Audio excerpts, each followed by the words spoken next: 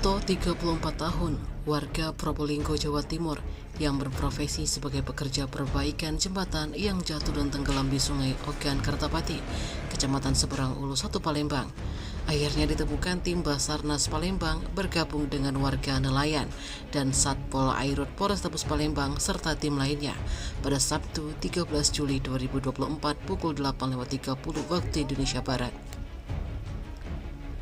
Dengan berbagai upaya yang dilakukan, akhirnya korban berhasil ditemukan mengapung di tengah sungai dalam keadaan meninggal dunia atau sekitar radius 1 km dari lokasi awal korban tenggelam.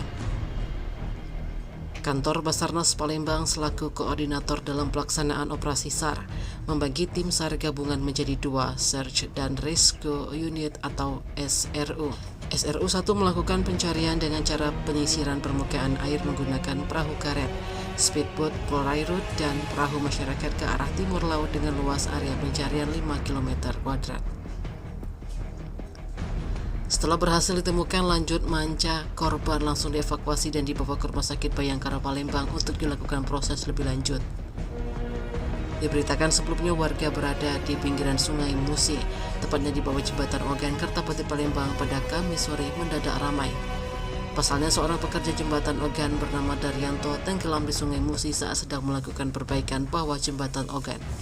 Dilaporkan terkait pencarian satu orang korban yang terjatuh dari jembatan Sungai Ogan atas nama Daryanto umur 50 tahun pada jam 8.30 WIB hari Sabtu tanggal 13 Juli 2024 telah diketemukan dengan kondisi Mike Delta, yaitu kurang lebih 1 km dari tempat kejadian.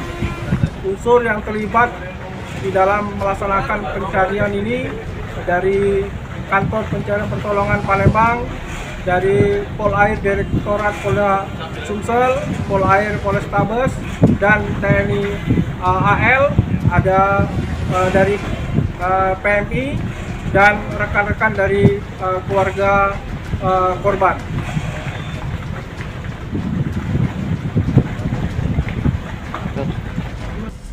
Tim Liputan Sumsel Update TV melaporkan.